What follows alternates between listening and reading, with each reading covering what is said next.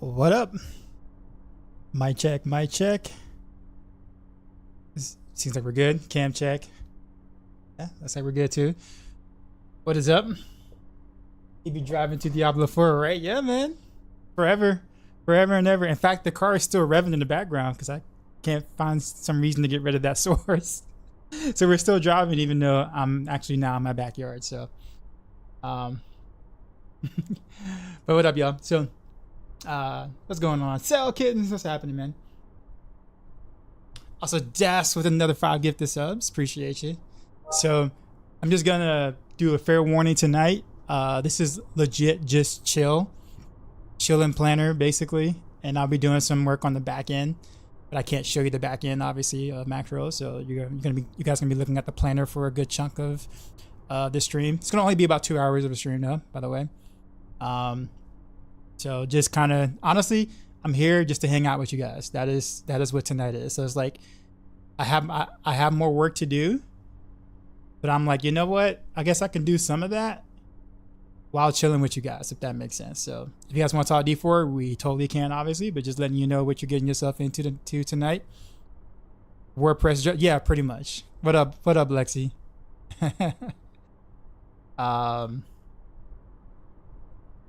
But yeah, that is what we're doing here.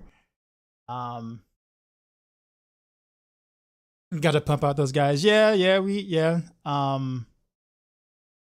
it's we're doing quite a bit of a rework on our templates and stuff like that. So it's taking a bit longer to kind of get stuff out.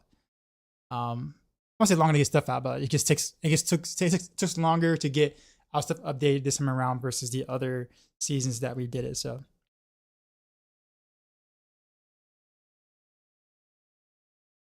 Monday needs to be here already. Why Monday? Season starts Tuesday, right? Expansion's Tuesday.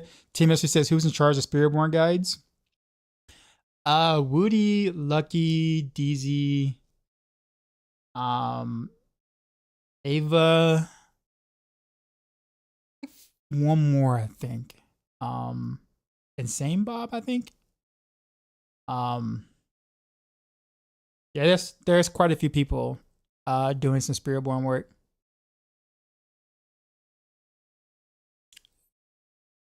Tri-Stereo, what's going on? How's it going? Should be Monday, 6 p.m. CST. No, it's Tuesday.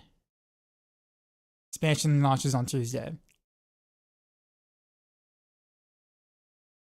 Am I going to play Spiritborn or still main Rogue in season 6?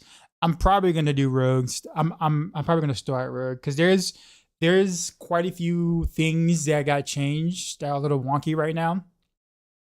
And I kind of want to get ahead and like get those tested and get those out the way so I can update the guys ASAP for all the strange stuff we're going to witness.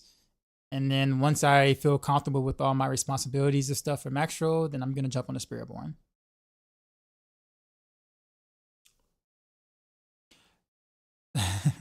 So that is the plan. So it'll be about probably 2.5, 3 weeks of pure Rogue at the start, and then we'll branch out. Did you miss the answer on the Malignant Hearts? So we don't have the icon for it for the correct gems for the jury for the most part, like the grand gems or some of the gems. So they were kind of replaced with certain icons for now until those are updated. But no, the Malignant Hearts are not back. No, they're not back. Except for Barber. Barber is back in the form of Victimize. That's about it. All right, let's see. Let's at least give you guys something to look at real quick. There we go. You guys see that? You guys can stare at that for a bit. Does Monday feel so slow? All right.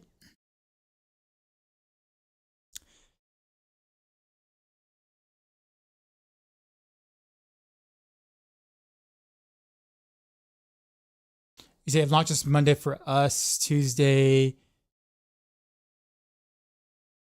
for for Europe.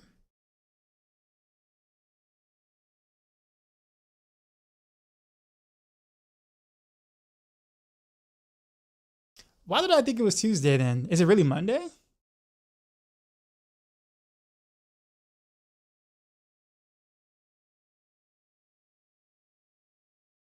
Okay. All right. Well, I totally just honestly just complete I completely didn't see that. I mean, I'm not upset about it. I'm totally fine with that notion, but yeah, I didn't know. I totally did not know.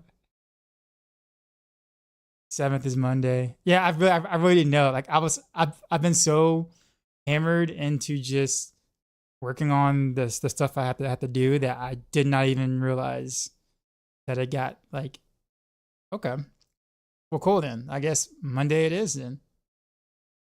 It would have been hilarious if I would have missed the launch. I know, right? You said you're hammered too, to be fair.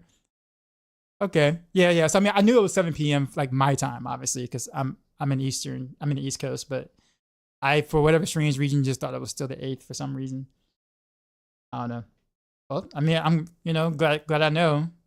Um, for sure. Well, I guess that gives me one less day to kind of work on the last bit of the things I got to do. So that's gonna make things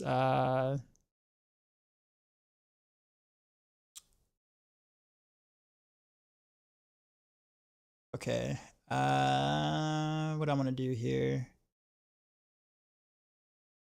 I'm gonna pull up something that you guys aren't supposed to see. So see if I'm gonna do it on this one. I think this one. I think. Yeah, yeah, this will work. Then post. I guess I'll start with rapid fire. And start filling in the blanks. You watched Woody's hour and 30-minute video of you as raid leader. Oh god. Oh, that was so that was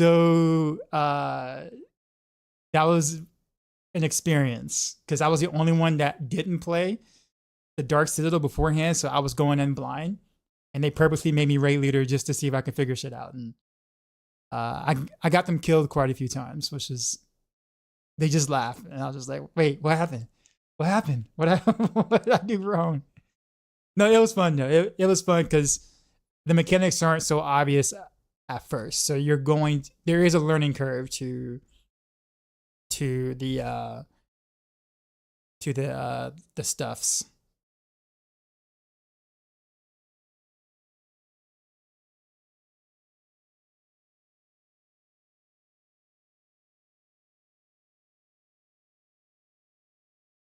Armor cap is 200 and T4, yeah.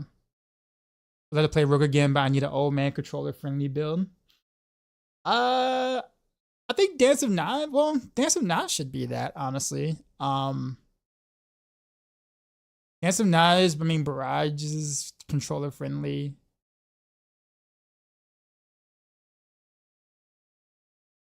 What happened to the Vex rune on Maxroll? You can't find it. We didn't see it on a review build for whatever strange reason, so we don't know if it's still in the game. But we still, I mean, it still should be in the planner. Pretty sure. Let's take a look. Or not. No. Okay. No, you're right. I don't know what happened to it, honestly. We hope that Goblin Blaster is still a good build next season.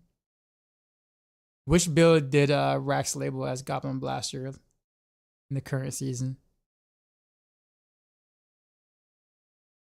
But yeah, Dark Citadel was like hella fun though. It was a lot of fun. I was glad I got a chance to play with the hardcore crew. Because all of them are obviously hardcore players, so I never get to play with them ever. So it was like the first time I got a chance to actually group with them. So it was a hilarious experience, but it was an experience nonetheless.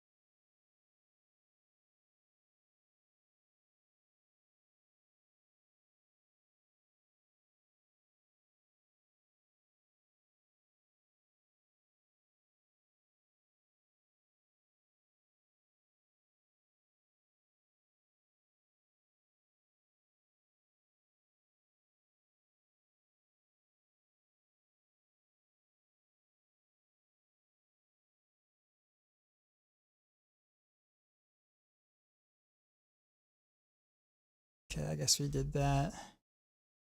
I have to rename the skill tree though. Let's see.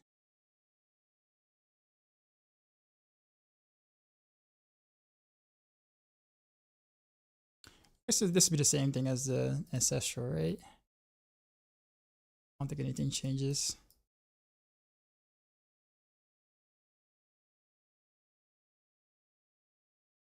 Let's see. Well,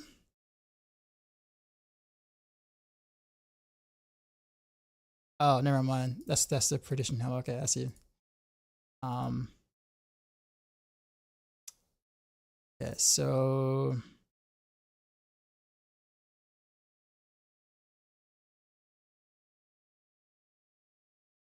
I guess we'll take the skill tree from here and name this rapid fire.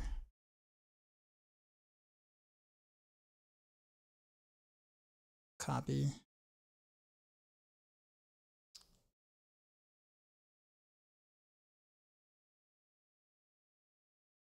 Oof, what just happened? That was not good.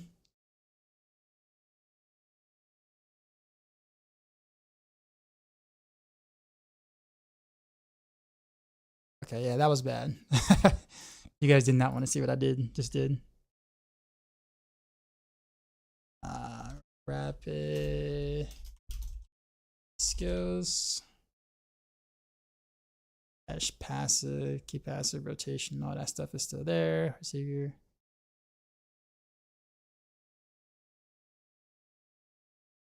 The imbue or get shadow and beam up in here. You notice I'm not really bothering too much with caltraps anymore. Without what it used to do is really, and the duration stuff is really not as much worth it until you're pushing. And then when you push, obviously you just change out shadow and beam for caltraps. But until then, it's just really not worth. For like most content, like 90-something% of the content in the game is totally not worth. Which I think will be a good thing because most people don't like caltraps anyway, me included.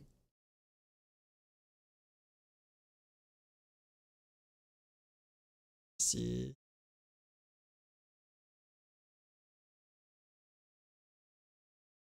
How's it going tonight? Not bad. Not bad. Just kind of chilling. You said, I believe it was dancing now with victimized passive. Yeah, it'll still be pumping. It'll be pumping. It'll be pumping, but there's a lot of bugs associated with it. I know, like when I watched Mippy's video, he didn't really talk about the bugs, and I understand why he didn't. As a content creator, you're trying to sell the build.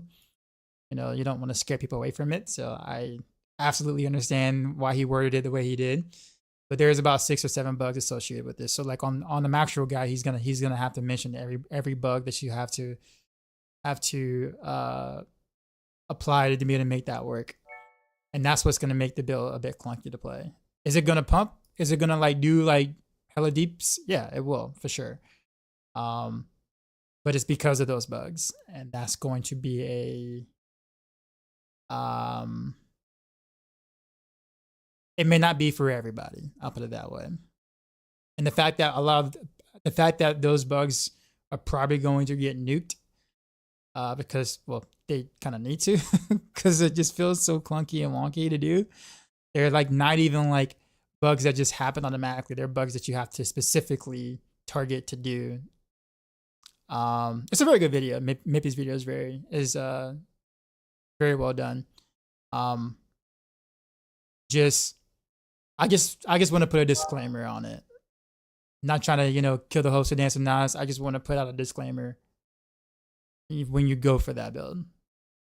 But you perform all the actions, all the bugs, you get all the gear to be able to do said thing. You were going to be very happy with the output of the build.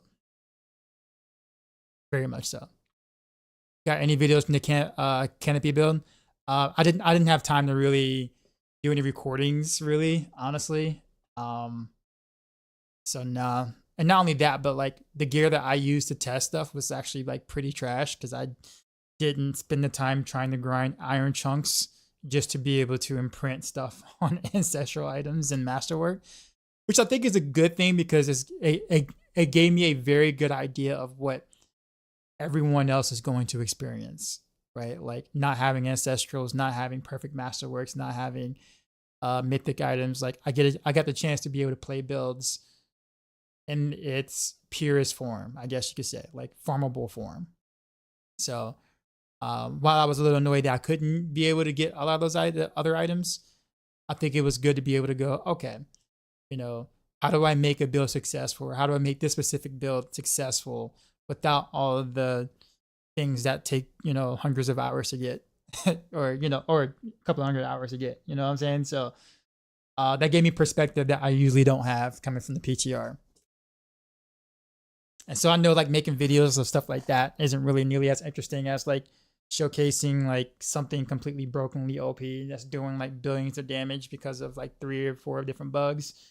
So I was like, I just didn't think it was really worth even trying to make videos of what I was doing, if that makes sense.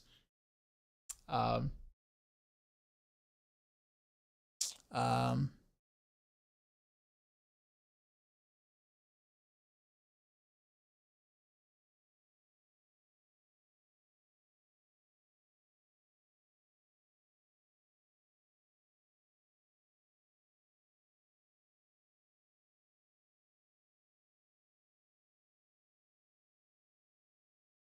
Dash is how am I? I'm doing pretty good. I'm actually just very curious to see how day one balance is going to be. Or what's going to actually happen day one. I'm very curious uh of all of the stuff that they're going to change. Knowing them, like how much work that we're putting into guys right now, that will just kind of just go to hell because you know we um you know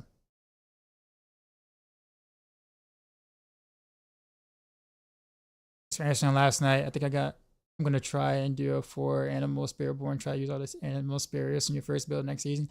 I think there's a lot of spiritborn builds that's just, while there's like only a couple that are like really strong, there are quite a few of them that just works well because unlike many other classes, they can actually deal damage outside of stagger, which makes Spiritborn feel a lot more fun to play because you're not just getting to the boss and being like, oh god, this is gonna take a while. uh, unless you're playing like a very AoE centric Spiritborn build, you actually deal damage out of stagger. You don't care about the mobs being unstoppable, and like that just honestly that just feels good overall. That just feels so good and such a different experience than playing rogue or like Sork. That just relies on stagger mostly to be able to do anything. In your opinion, how many rogue builds would be able to clear pit 100? I don't know. Uh, it will be victimized related, so Dance of Knives will have the easiest time getting there, even though it'll still be really hard on the road to do so. I think Heartseeker is probably the second strongest of being able to be able to get there and do it because the single target damage is actually pretty good. Barrage should be able to get there, victimize. And then rapid fire should be able to. I'm a little concerned about rapid fire just because a lot of his power came from just having a shit ton of crit damage, and with the glyph nerfs across the board and not being able to get as much crit damage as we used to be able to do, I think rapid fire got hit a little hard relative to like the victimized counterparts. So I still think rapid fire would be strong. It's just kind of hard to gauge like where it's gonna actually end up. But it's the only precision build that's like worth building precision for. So I don't want to underestimate rapid fire because rapid fire is still very strong burst. But just looking at the numbers on paper, the glyph nerf across the board really hurt builds that really relied on having a high scaling glyph. Like combat was very important. it's also with her admixture and as well as close quarters combat. It almost basically destroyed both of those. So which is why like Death Trap, which was really good in PTR, is kind of meh right now. Like it was like one of the top rogue builds, and now it's like barely good, barely any good at all. Like I wouldn't even recommend it anymore. Whereas before in PTR, I was like, yo, you definitely want to play some Death Trap. It's good. I'm kind of disappointed that they stopped allowing cross-class tempers. Kill some ideas I had about build spamming and ultimate. The way that it was implemented, I think it was a bad idea. In general, only just because being forced to be able to what a decoy, being forced to be able to or having to play a certain level of a certain class just to get their temper, to be able to do certain content, to min-max your build, or to finish your character, just seems kind of awkward. I like the idea of having other class tempers, but not having to play the other class to get them or level them all the way that high to be able to get them. So there's a way to be able to have like a way to be able to farm other class tempers, even if it took a lot longer to do. I think that would be kind of cool, but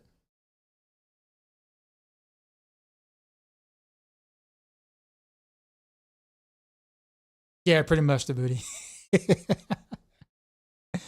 So I said, am I playing Spiritborn on launch? Nah, I decided that I'm gonna play Rogue. There's a lot of interactions that I don't that I'm very curious about to see how it's gonna really actually work out, and I need to play the class first to find those out. Got raided, son.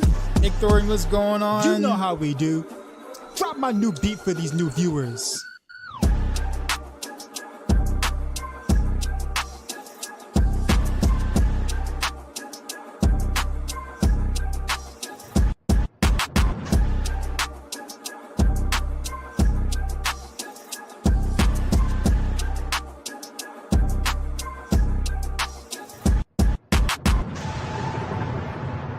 Sheezy out.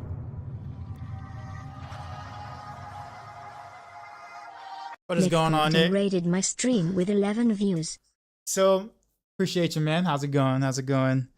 I forgot what I was saying. What was I saying? Oh yeah. Somebody on YouTube. D2 Junkie, what's going on? Did Andy's Barrage make the nerfs? Andy's is dead. Andy's is just completely dead. Frosty Warris with the sub. Appreciate you, man.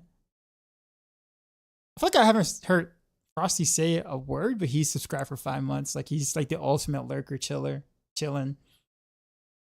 So you're saying that you're starting Rogue even though you don't want to? I don't think it's that I don't want to start Rogue.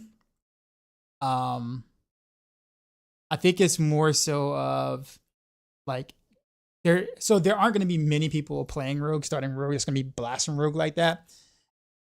And I feel like there's a responsibility of me trying, having to kind of test out things and figure out new interactions or things that work or don't work on Rogue or whatever. Especially as it's important for like the Maxroll builds.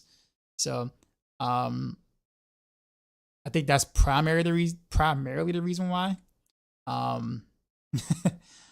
I mean, I still enjoy Rogue, obviously. I mean, it is what it is. But I think there's only gonna be like a couple of us really manning Rogue at the start. Like Mippy's gonna play at the start on Rogue. I might play a start on Rogue, but like I almost don't know anyone else that's gonna do. I don't know anyone else personally in terms of content creators that are gonna do that, or those that are gonna constantly test on Rogue. So it's like, you know what I mean? Like, I don't know. Said Rogue would have been a lot of fun this season if they haven't nerfed Victimize. What do you mean, Djibouti? Do you mean like damage wise or just like mechanically?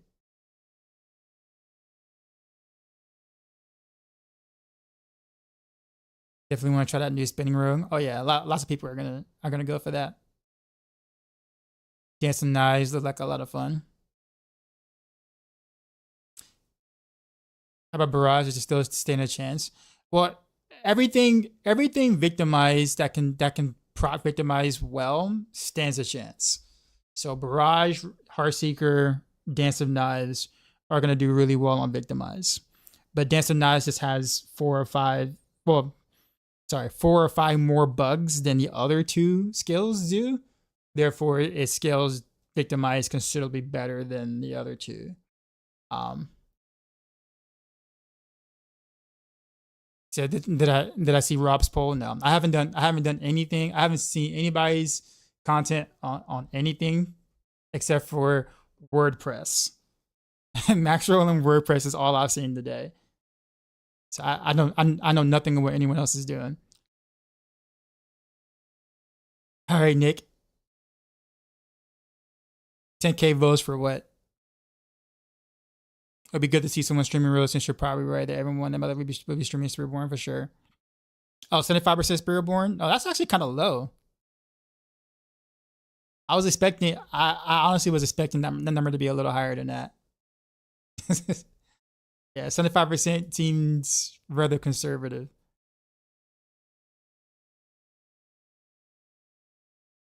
Drew and Necro was 6% combined. That's funny about the Necro, man. Necro is actually one of the strongest classes next season. Like it's actually some of his builds are on par with Spiritborn. Some of the top Spiritborn builds. It's actually nuts. So that's actually quite funny. To see Necro that low until people see what Necros are doing.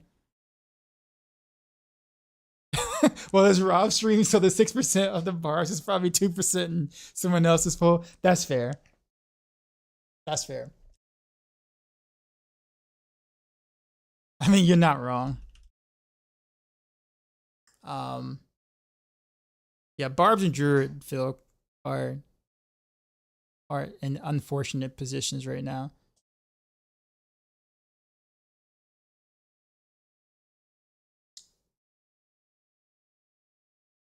Like I thought Rogue was kind of like, you know, some of the other Rogue builds were kind of like pretty awful, and then I started seeing what Barbs were doing, and or we had a meeting today to talk about tier lists and where Barbs and Druids are. And I'm just like, oof. Although Druids have more A tier builds than we do, but still.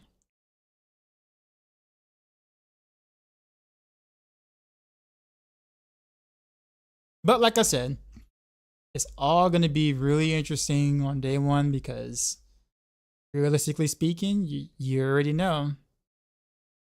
You already know that day one patch is gonna change stuff.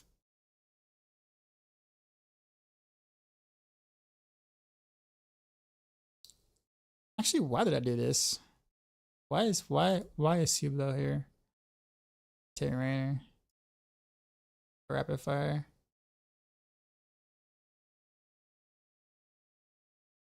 Actually,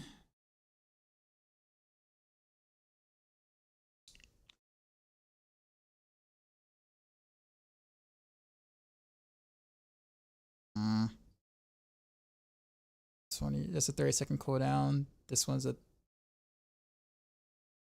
ground slam. Yeah, see that's what I really want. But having this slow is actually quite nice on rapid fire though. I'm not even gonna lie.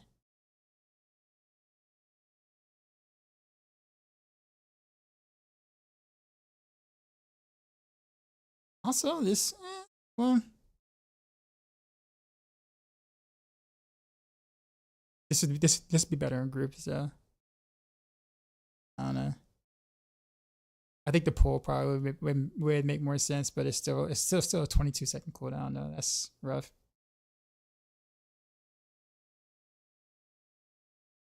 You'll still play Druid regardless of what tier it is. That's fair. I mean, totally understandable.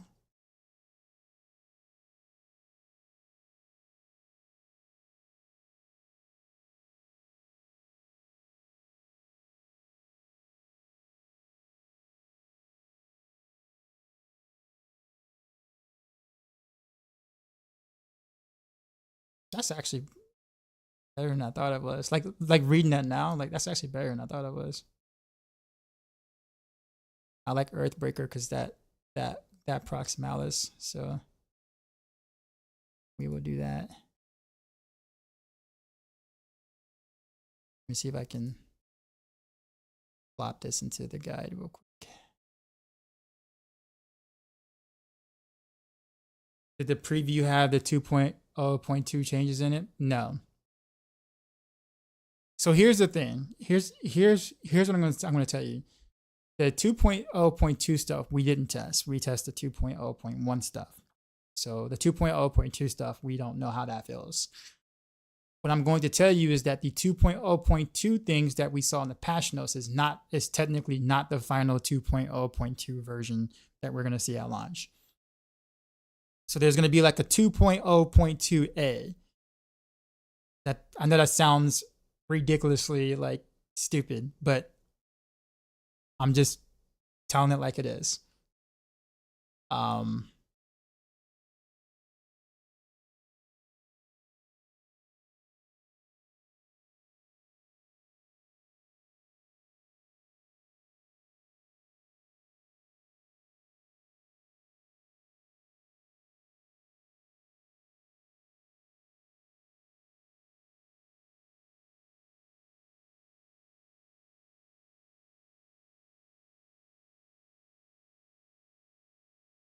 At first, I thought you guys didn't have the nerf glyphs or the nerf stat, but I saw the 100 clears. I was like, okay, they're gonna be like 66% weaker on launch. When I found out that they were already nerfed, I was like, oh, okay, let's go.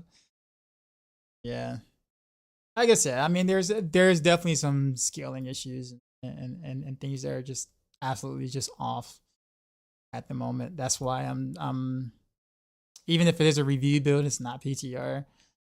I'm still kind of like skeptical on like how things are going to actually perform on live. And then if let's just say most of it does go through on live, then there's a balance patch, like a huge not balance patch, a huge bug fix patch coming in like a week after, called 2.0.3, that's going to fix a ton of bugs, which is inevitably going to hit the things that they didn't catch at launch. So I think that's kind of why I'm like, I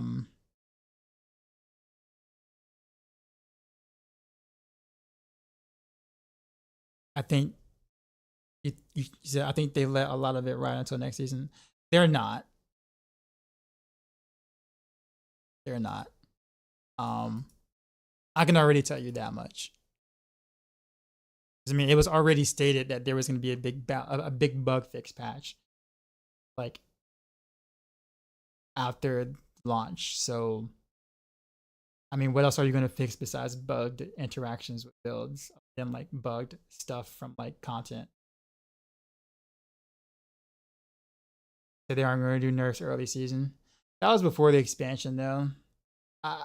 You're right, technically, yeah. That's why I think they're gonna try to catch it before, like catch those things. But it's not honestly. I think that's why they're trying to catch some of those things before launch, because they don't. Because you're right, I don't think they really want to do that. Then you ruin people's builds that's like grinding into, you know, those set builds or whatever. So you're right. That's why I do think a lot of things are gonna get nicked from at launch if they can catch it.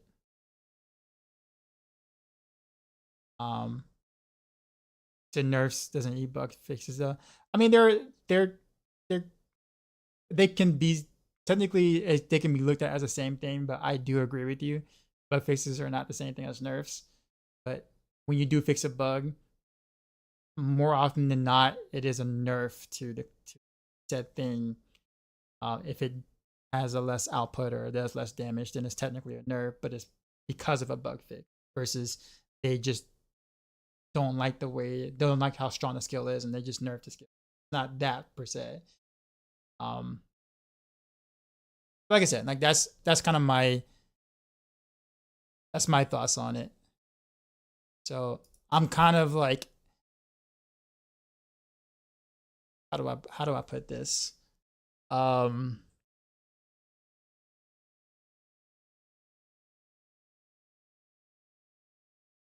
I'm really conservative about what I think is gonna actually play out and work out well.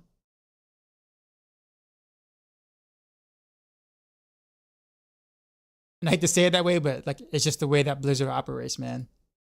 Like everything we see before a season launch is like never the same thing, ever. Hell, it wasn't that way. Like the open beta before launch, like going into launch, going from open beta to launch, there was a bunch of stuff that changed, and that was like a week beforehand.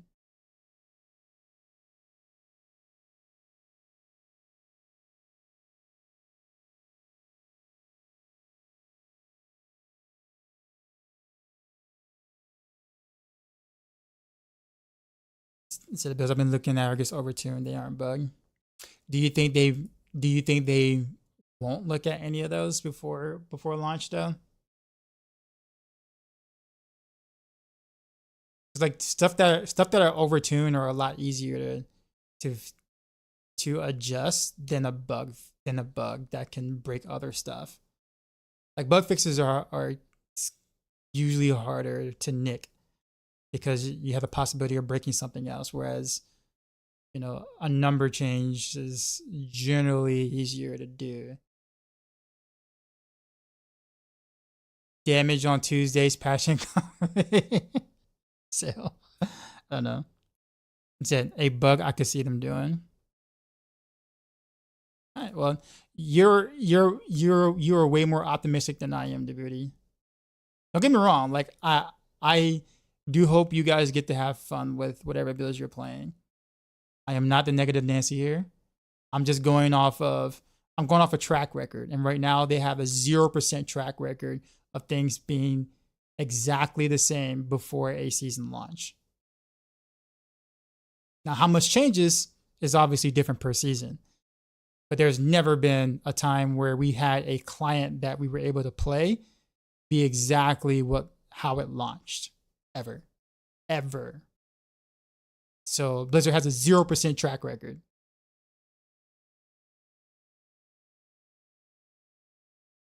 Some of you guys at Maxroll say this isn't going live, and it's going live. Oh, well, I mean, what I'm saying to Booty is we don't know what's going to go live, and we don't know what isn't going to go live. We have no idea what they're choosing to do. What I'm saying is there's never been a time frame, right? I mean, don't get me wrong, and we've been wrong, obviously. I mean, every beginning of the season when we take guess, it's like, oh yeah, we think this is going to make it, and it doesn't.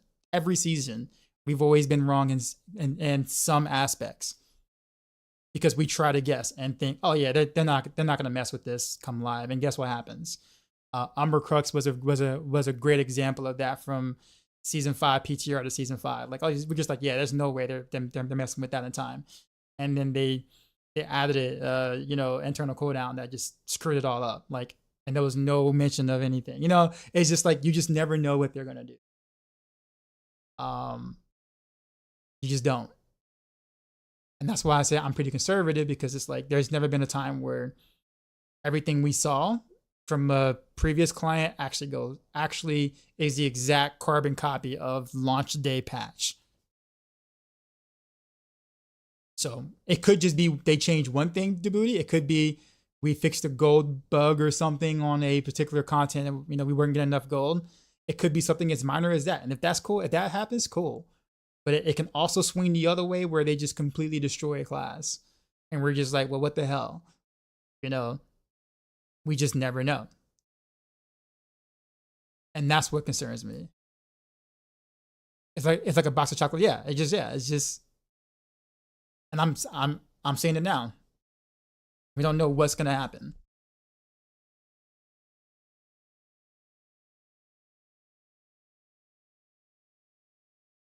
I predict that a lot of things will go through the way it was. Although that could be a bad prediction, but I do predict a lot of things will go through. But there are going to be, I do know I don't want to say I know for certain, but a birdie whispered or rumored. I'm using Rax's words that there will be additional changes going into launch. that are not in 2.0.2. That's all I know. Say that they're gonna let the Spiritborn be strong. I mean, maybe. How strong is probably the answer is the question, right?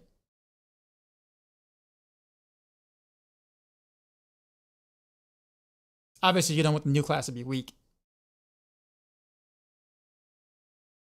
But how far ahead do you want Spiritborn performing versus the other Spiritborn builds and the other classes is I think the big question.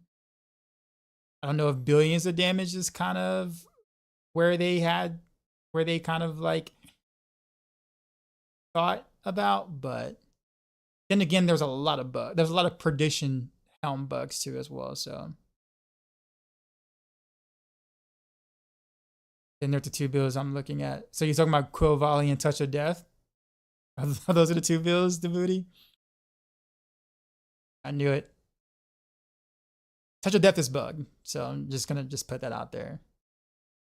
The scaling is off. I think Quill Body's Volley is just overtuned, but Touch of Death is bug.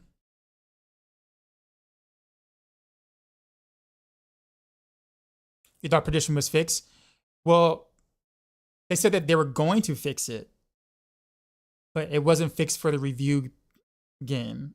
And I'm concerned about that too, because that makes that helm by far best. I mean, it's already best in slot in a lot of builds, but there's more than one bug with Perdition. It's not just the additive angels versus demons thing. It's not just that. There's another bug that allowed you to output almost 30x the amount of damage that you were doing. That's why some builds were able to clear one, like, you know, T100. There were some builds that had some interaction with Perdition that didn't include the implicit.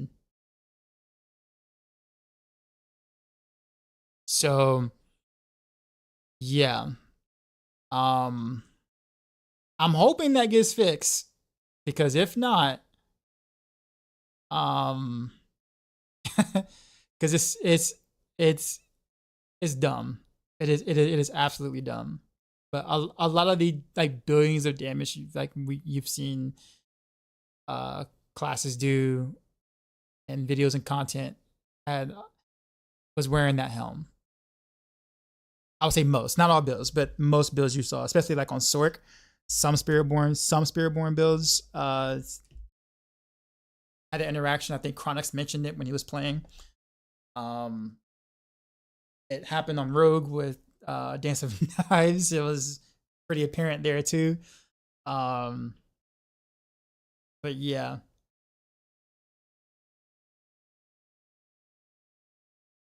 Or Heartseeker be good in season 6. It'll be one of the better Rogue builds, yeah.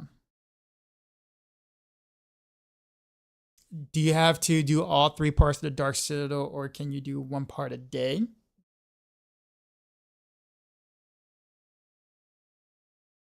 Honestly, I don't know, because usually that's not something that you kind of do 1 part and then come back later for. I don't think anyone. Well, I can say anyone's tried it. I'm about to ask other people and see if they tried that or not. I don't know if you can.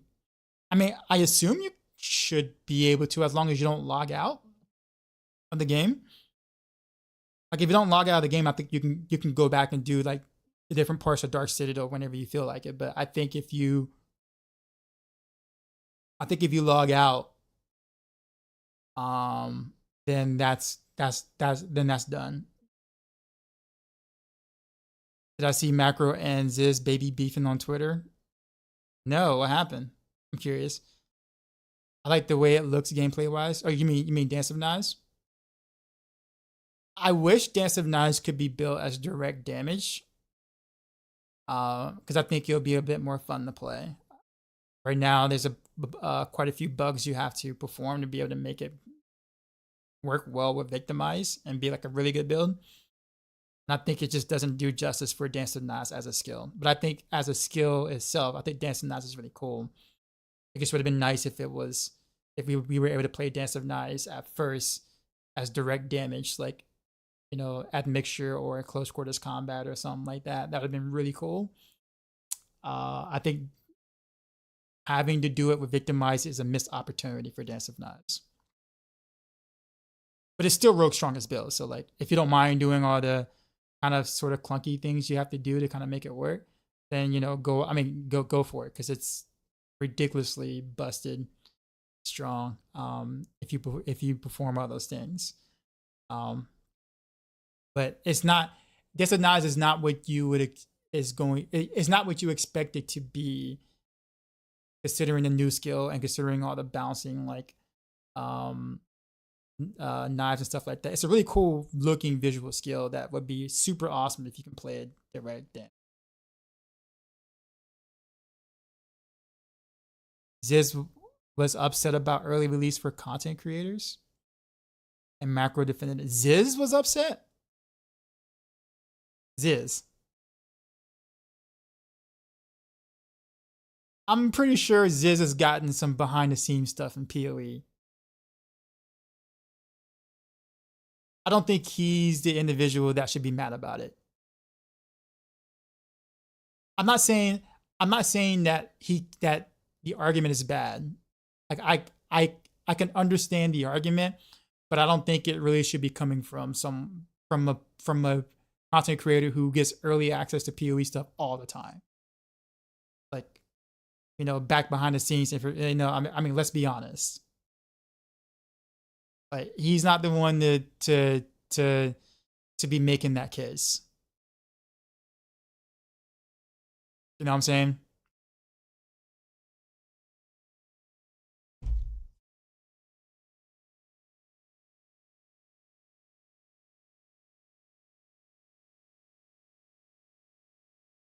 Doesn't he get the same from Peach? Yeah, exactly, Peacha. Exactly my point.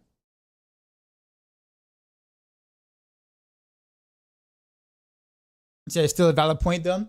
I'm not saying it. So I don't really know where I kind of stand with that, honestly. I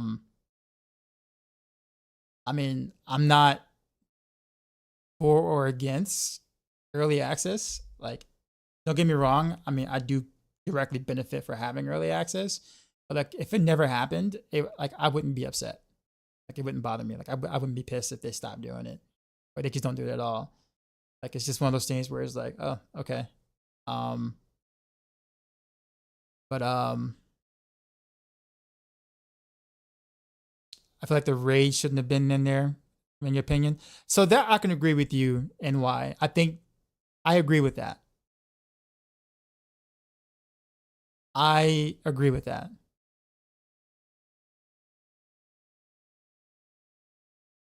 Getting it early helps Maxroll make builds for casual players like me that doesn't have a lot of time. Honestly, to be honest with you, let me be a little transparent here. I'm gonna be transparent, and it may or I'm gonna say it won't backfire, but we're not really supposed to be doing that. Like, the whole point of a review or an early access copy is to kind of make content to talk about the game for the masses. We aren't supposed to be using it to directly benefit ourselves as content creators on that work for websites to be able to have a early leg up on build guides. We're not really supposed to be doing that. We do it anyways, but that's not the intent. Panda glass, y'all. What's up, man? I'm just being real. I'm being honest. Like, that's not, anytime that we've had like access to betas and stuff like that, it's not to make guides or video guides off of. They made that clear to us on other aspects. Now, I guess for the review beta or the review copy, they were a little more lenient on it, but typically speaking, we're not supposed to do it or have it or use it as a leg up and that kind of stuff.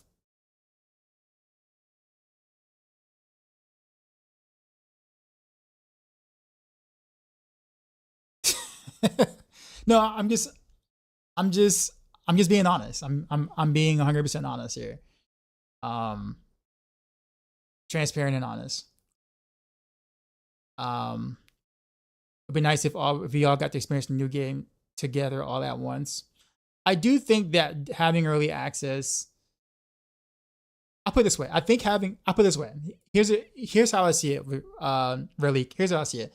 I do think having early access, or having access to early access, does kind of help Blizzard a bit, because it kind of allows us to be able to pick apart the game and things that they may or may not seen. So we're basically free QA testers, that they don't pay for, which is partially why they do it. But I also think that maybe they shouldn't allow us to like make content off of it. So like if we're gonna be QA testers, then just let us be QA testers, and that's it.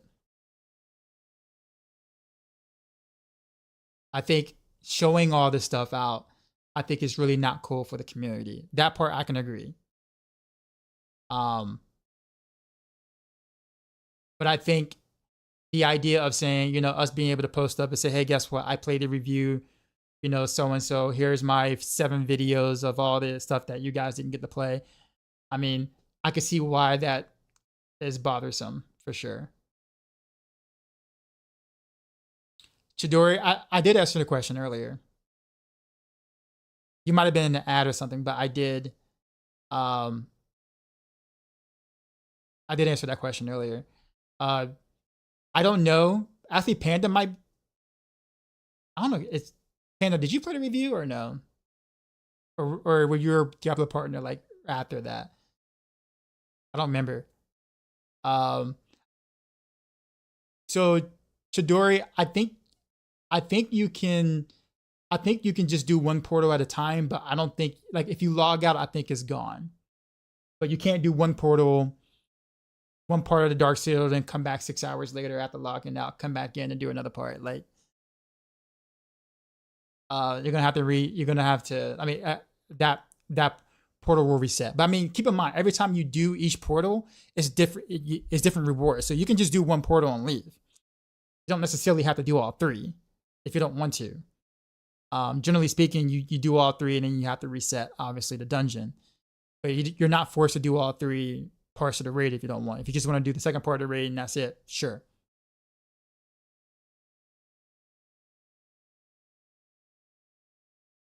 But I don't think you have to do it back to back to back if you don't want to. But just don't log out the game.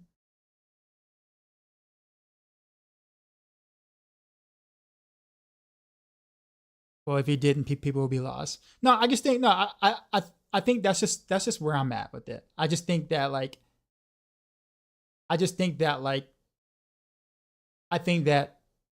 having early access, or having people do early access and be willing to QA for free, quote unquote, should be a private endeavor that we shouldn't really be able to make content for. If you want my personal opinion on it, that's my opinion.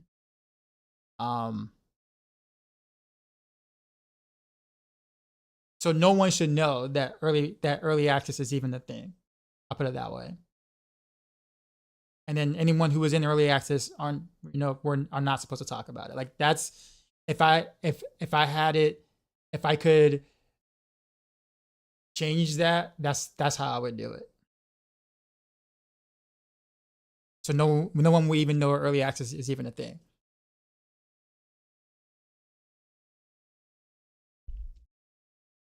I saw on Moody's raid guide that you have more Paragon than the rest of them. That's because I honestly heavily abused an XP bug that I think a few of them didn't know about until later on.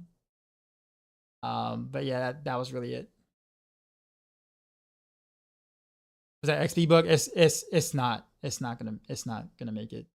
I'm like 300% positive that's not gonna make it. It's so egregious. It's not gonna make it.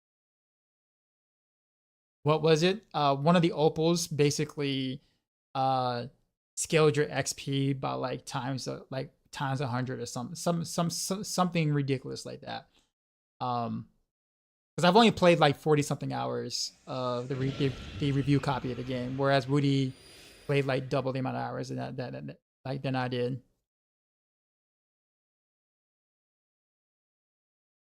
It says if you can beat Dark Side of the month you get a mount. It doesn't specify what tournament you have to be on. Tournament 1. You don't need to be tournament 4 or anything.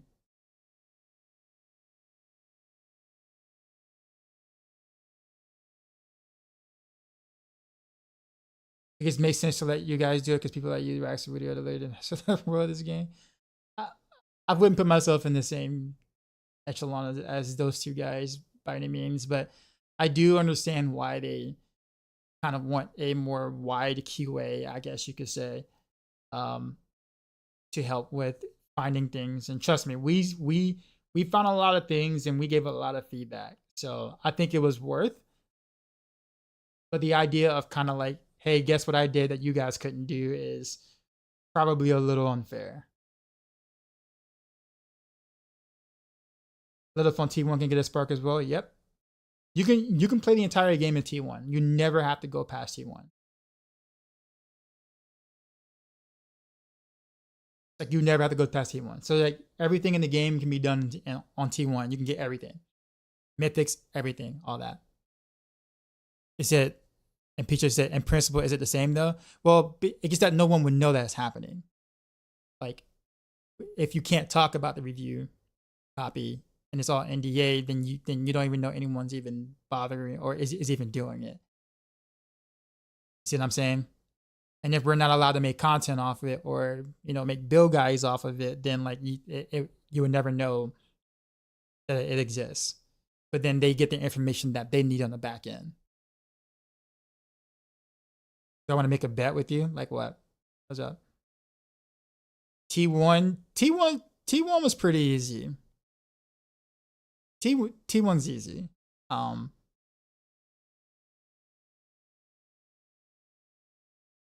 Will res be brutal on Tournament 4? Yes. You have to have res fixes on all your gear to survive? Not necessarily, no. But I will tell you that if you don't have either a Rakanov, Yins, or a Tyrio's Might, then you're gonna have a pretty hard time capping resistances. T4. T4 is not supposed to be something that you easily just walk into. It's gonna take you some time. If you're not like a hardcore like a blaster, it's gonna definitely take you some time getting into.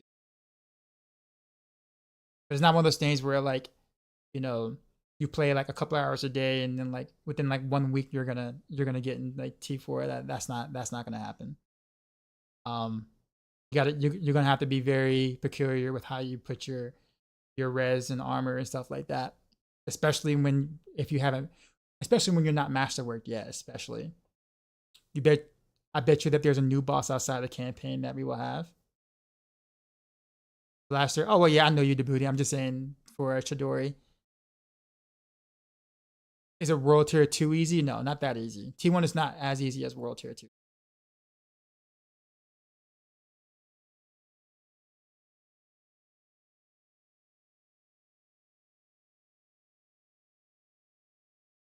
Tyrio's Might. Yeah, I think quite a few guys are going to default to Tyrio's Might for endgame.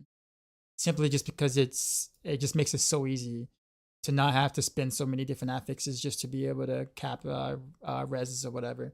I haven't done a single thing for like 40-something minutes here. I've been on the same part of the guide, just answering questions, which is fine. I got no problems with that. I'm having fun. Let's see.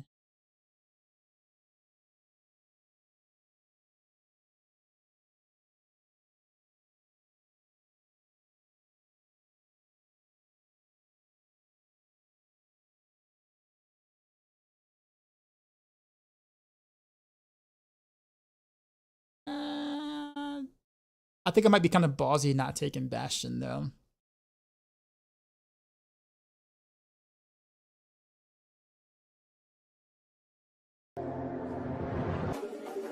Yo, Dark Side, we just got Crafty with the raid.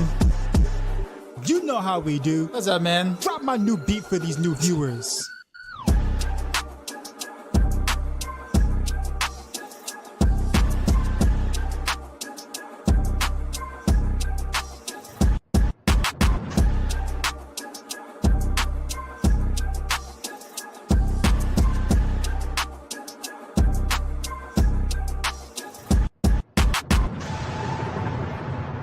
Sheezy out. What up? Craftixie, I rated my stream with 13 views. What's going on, Craft? Is that not much? How about me? Actually, stream has been kind of busy. I was kind of expecting not as many, not as much traffic, just because it's like 2 days before launch, so I figured everybody would be resting up. But now people came out chilling, so I'm here chilling with them.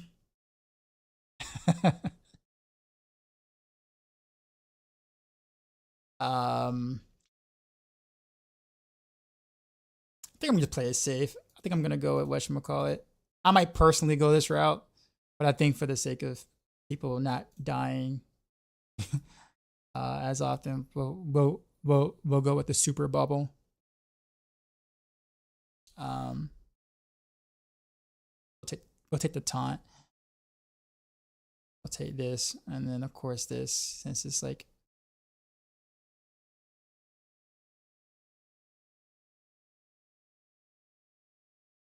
also makes it easier for me to kind of do things.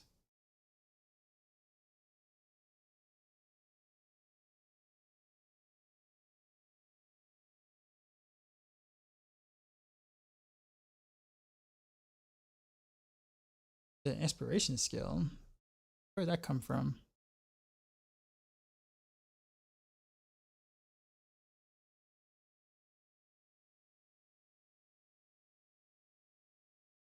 Okay, so Okay then, guess it's my turn. you said yours was crazy too. Very nice, man. It's because everyone's so hyped. Fair enough. Fair enough. Guess what your starting team makeup is? Is it like 3 Spiritborns and a Spiritborn? Or is it 2 Spiritborns, 1 Spiritborn, and then like a Spiritborn? Did they get percent chance for Mythic you need to drop on Tournament 1 to 4? So there's a higher chance for Mythics to drop in Tournament 4, obviously, because it's harder content. But I mean, technically speaking, I think a lot of people will be farming on like T3 earlier, like T2, T3, because it'll just be a lot faster to go through the boss maps or whatever. And speed will probably be better than percent chance for a Mythic to drop. In a sense, it won't be until like later on before people actually start farming T4 bosses, like very fast. Outside of like maybe like a couple of handful of builds, might be able to do it pretty early. So, I had to write the first song. Mika with the sub, appreciate you, man. Sorry for the spam, but I'm just curious what caused Heartseeker to fall on the list.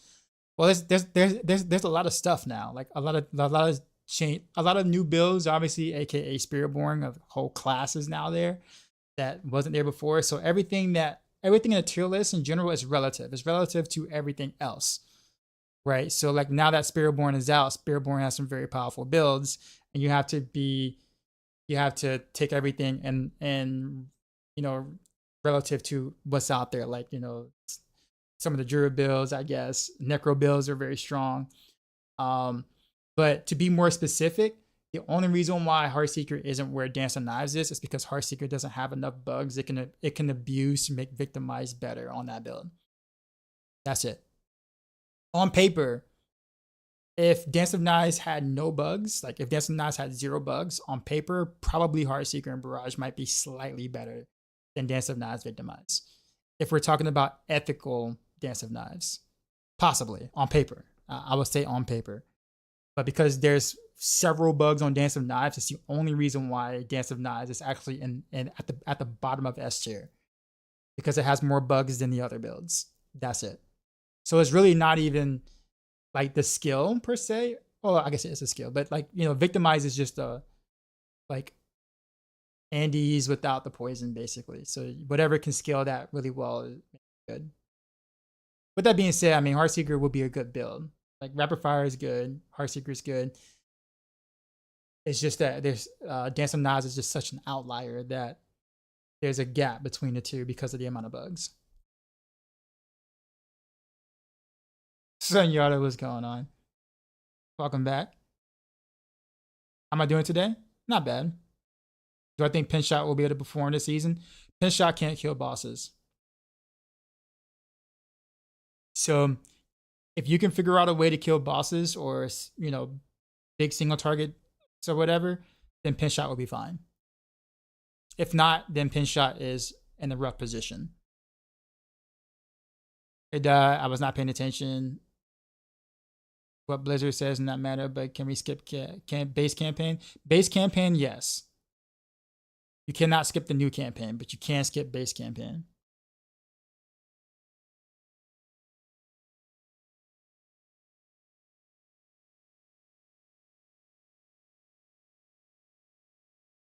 Yeah, pretty much what the booty said. The booty's example is pretty spot on.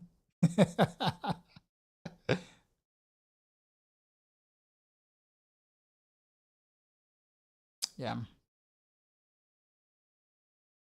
I'll put it this way. Heartseeker has the ability to be able to proc victimize 100% of the time. So it's probably underrated a little bit, but like just by a little bit, just because none of us were able to kind of get Heartseeker to that threshold on the review beta. So we're being a bit more conservative with it. It still won't reach Dance of Knives ridiculousness, but it might be a little underrated, maybe just a little.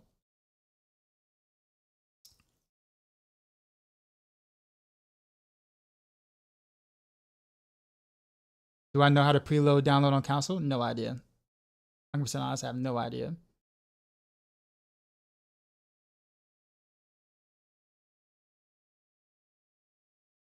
Rex put Barb at F tier. I don't blame him, honestly. I don't blame him. That sounds about right.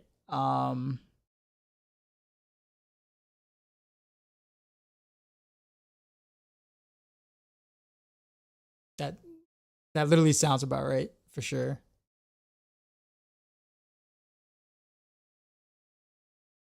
All right, let me get back to what I was supposed to be doing.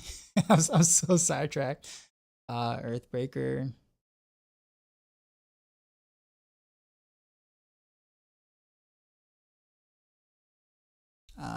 We take.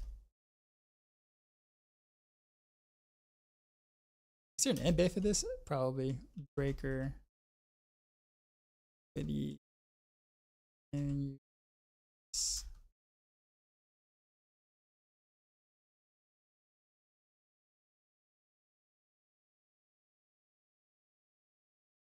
Alice.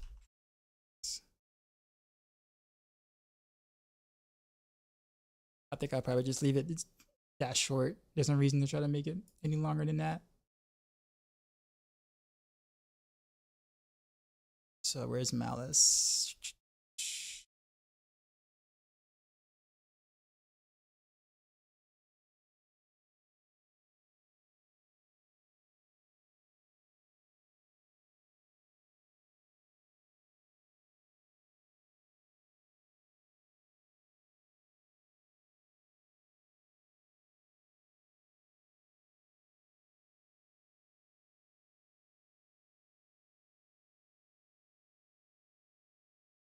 How the hell did he get that in? How did Woody get that in bed? It's under miscellaneous? Can't be right. Stones, empiric powers, glyphs, tags, affixes, legendary affix. All this. So it's not. How do you get that skill?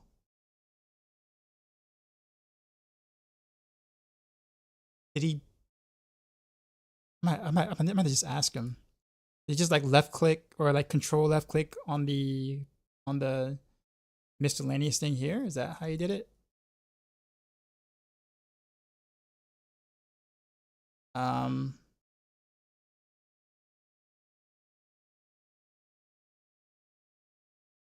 me try that and see if that works.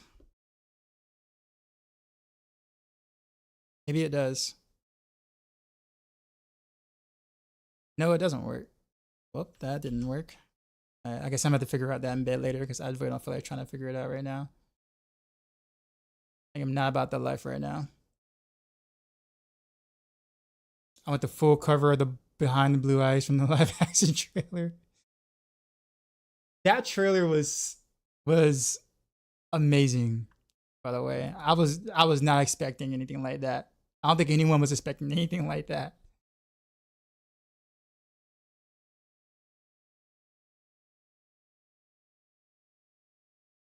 Skinny Rex is available for console for download. It is? Okay. You love the help, but you can't see. Yeah, you're not supposed to be able to see anything. I can't share the back end with y'all, or you know.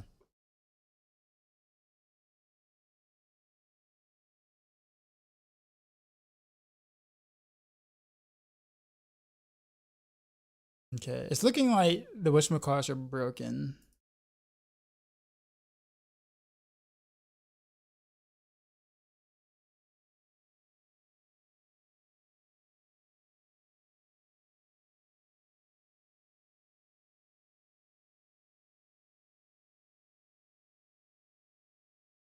No, it shows up that way though. Hold on.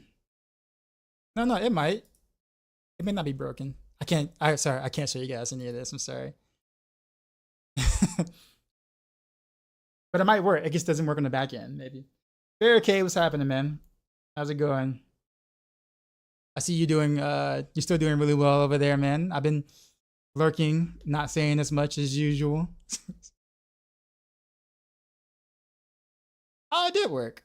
But the wrong embed.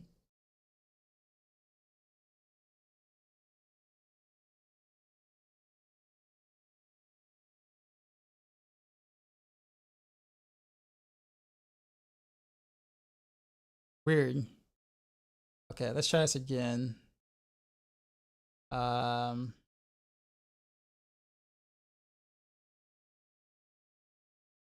It gave me the wrong embed. I don't know why.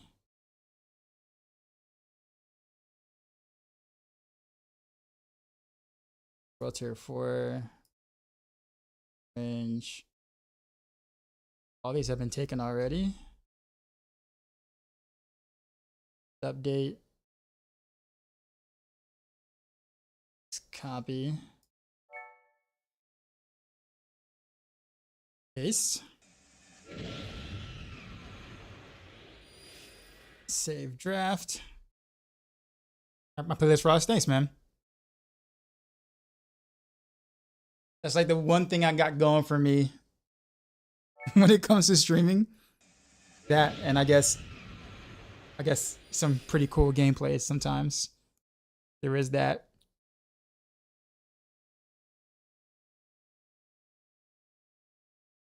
Yeah, it keeps showing the wrong embed.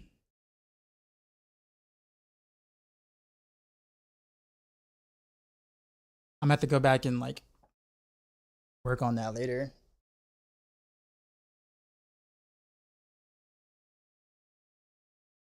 Okay.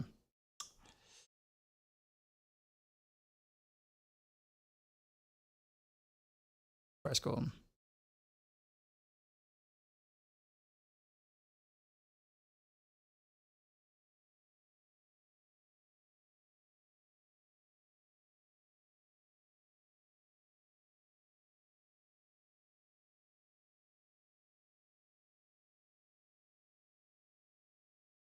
Oh, we got a new copy pasta for the season stuff now. See that? And I could probably get out of his guide. He probably wants to work on he probably wants to work on it. Alright. Mercenaries, specialist. Let's go. Where's the season theme? There it is. All right. B. And boom. Am I replaying the base campaign and a DLC campaign? I'm not doing a base campaign, no. Nope. Definitely not doing that. It's good. Don't get me wrong. It's just that there's zero reason for me to play the base campaign. Season 6 starts immediately. Yep, it starts exactly when the expansion starts. So you're able to have more than 5 Paragon boards, but only 5 glyphs. Nope, you can only have 5 Paragon boards. You locked to 5 boards. I don't really like that change that they made with that, but it is what it is.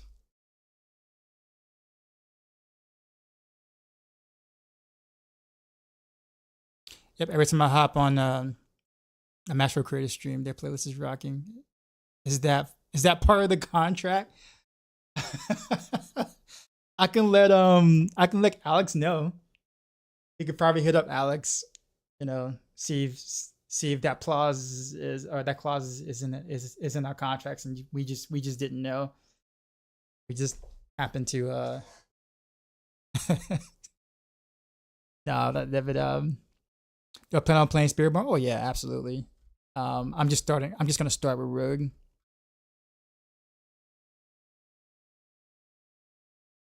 I'm all about that Eagle, even if Eagle isn't like as strong as some of the other setups or whatever.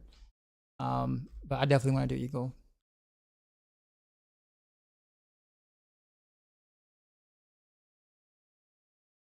And not Soar. I don't want to play Soar, but we'll figure something. I have some ideas that I don't think I've seen anyone else like put together. So I don't even know how well it's gonna work, but considering the multipliers, like on paper, it should do pretty okay. So this one is for all the ladies out there. Childhood. This is y'all's childhood.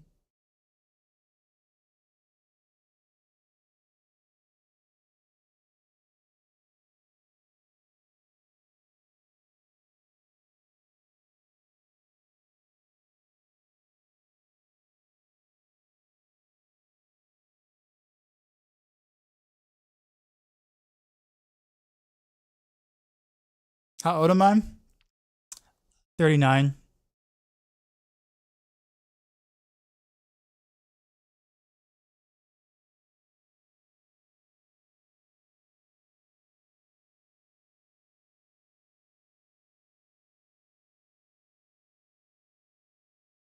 Deep cut.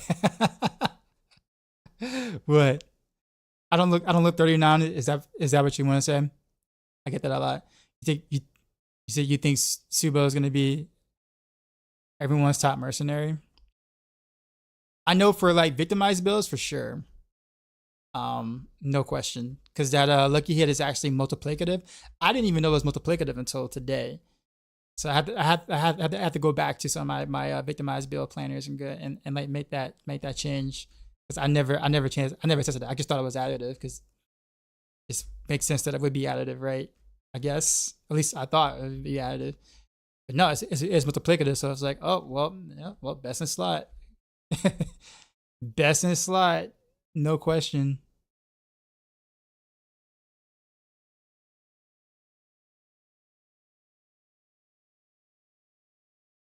But your comment told me you're my age. What comment was that actually? Comment, what's going on? Just stay original. I play what I find fun. I think I don't really. I mean, obviously, no one really wants to play like ultra weak builds by any means, but like, I always think about. I'm always more concerned about how a build feels to play, like fun factor, mechanics, all that kind of thing. Like that's always my first thing. And then like, so like that's like first on my list, how strong it is or what it can do is like maybe third place or something like that. But mechanics, fun factor, strength of a build, I guess you could say.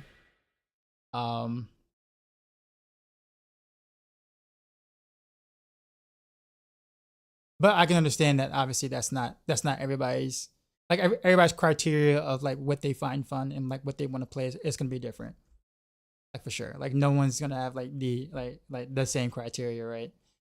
But obviously you do play action RPGs to be, to be Omega busted to feel Omega strong, right? No one wants to feel weak per se. So like for some people, like that's their MO, right? It's like, well, I'm gonna think about it in the sense of what's strong, like, you know, what's gonna make me feel like I'm just busted strong, right? But I think and it could just be me, but like I just don't find everything that's busted to be fun.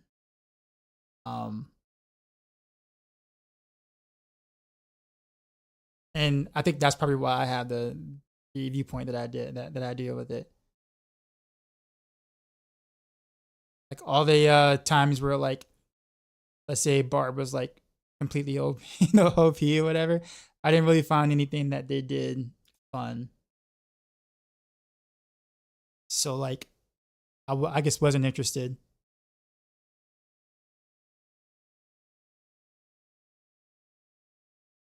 Yeah, I gotta do T1 starter here now. Link that real quick.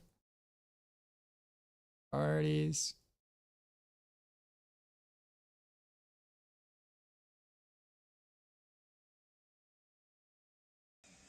You have gray in your beard yet? I might. Probably. I wouldn't be surprised. How long do you think just blasting can get you to 300? A couple of 100 hours. If you're playing just Infernal Hordes only with as many max XP buffs as possible, it'll take you a couple of 100 hours for sure. I'm legit addicted to Heartseeker, so as long as it's at least viable, I'll be playing it. You'll have a good time with it this season in Insidious. I got you. Because I'm in charge of Heartseeker, obviously on Maxroll, so I got you. I'll be playing it too. I don't know if I'm gonna play Rapid Fire or Heartseeker first. I haven't decided for an end game build yet. But Heartseeker will be fun.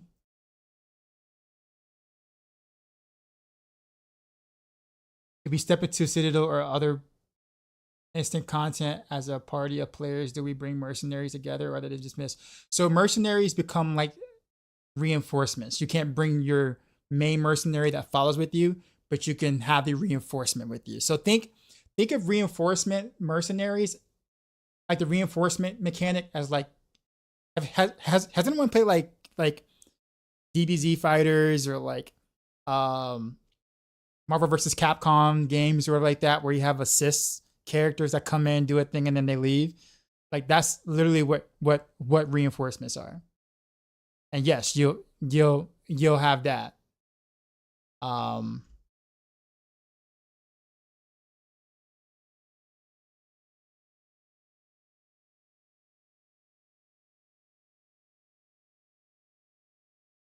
Reinforces more like a skill with a cooldown.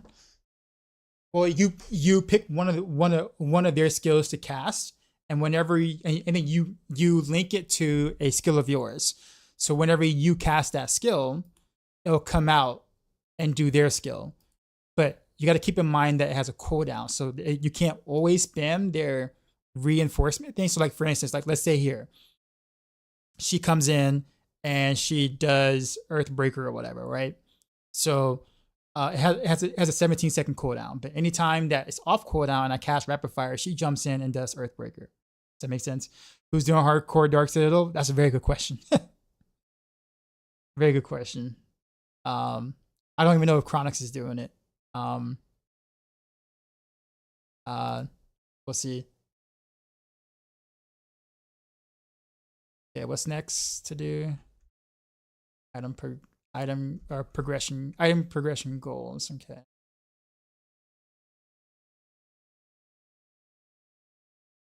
So I guess we'll start with Mythic first. Should be the checklist.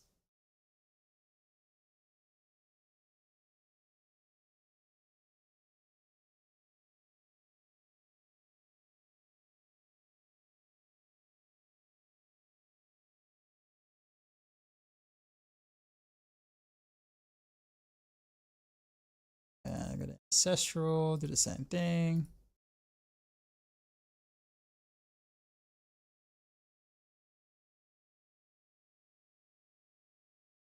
there may be a group of hardcore players going for it.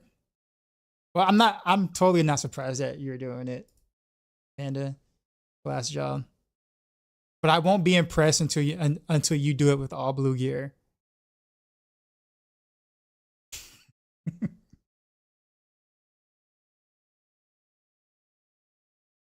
So all blue gear or bust.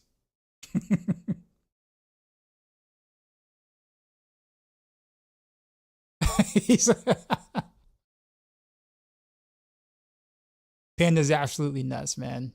But challenges like just any hardcore challenges in general.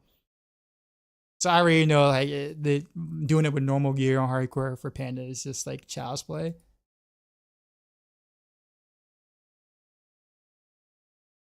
It'll be kind of funny because it'll be kind of hard to farm blue gear because you have to like lower your torment level, otherwise they get auto salvage, right?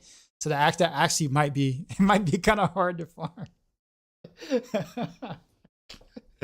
Oh man.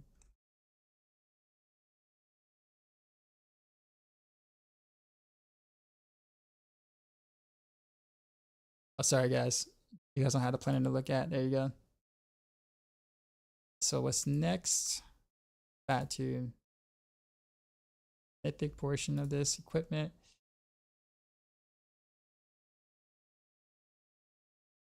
Blue gear equals new rares items, yeah.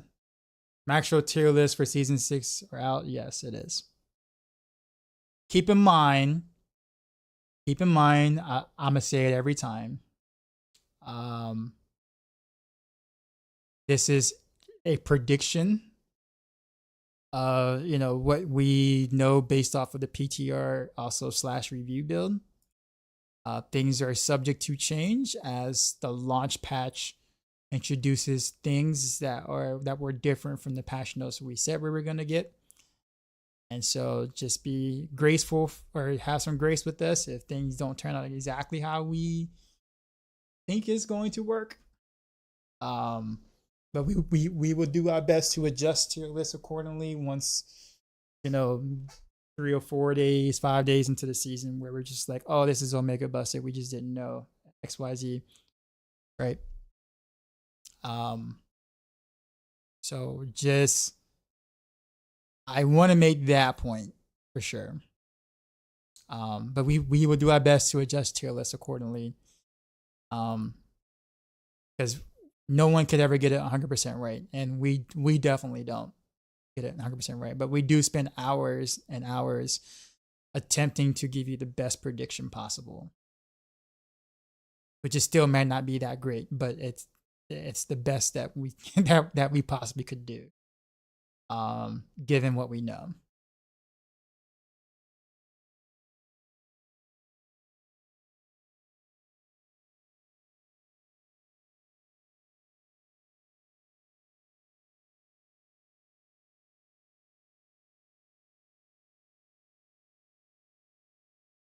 But in 5 seasons, have you ever been close? It depends on what you define as as close. I would say that we might have been like maybe we're usually like maybe 60 to 65% accurate in terms of like all where all the bills usually end up. We're about like 60 to 65% accurate. If you're looking at the entire tier list. But sometimes it's just that there's some outliers that are just egregiously wrong that we just didn't know was going to be the way it was. And that's where people usually scream at us the loudest from. So, but we generally do get a little over half of our predictions right.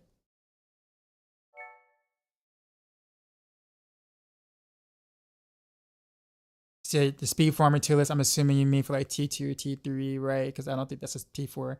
It actually is a T4 speed farming tier list, believe it or not. I'm gonna be honest with you. I was a little surprised that we were kind of doing a T4 speed farming tier list too. Or the metric was T4 speed farming rather than T3. But yeah, I mean, if it was T3, there would be a lot more builds that would be able to speed farm T3 and would be considered good. Is it Hoda? Yeah. Well, who was it that vouched for Hoda? Was it Snail or was it Beat Dropper? Beast Dropper or Icy Troll? Like those are very reputable Bard players. Um, that made a case for that. I know nothing about Hoda, so I can't speak on it. Um,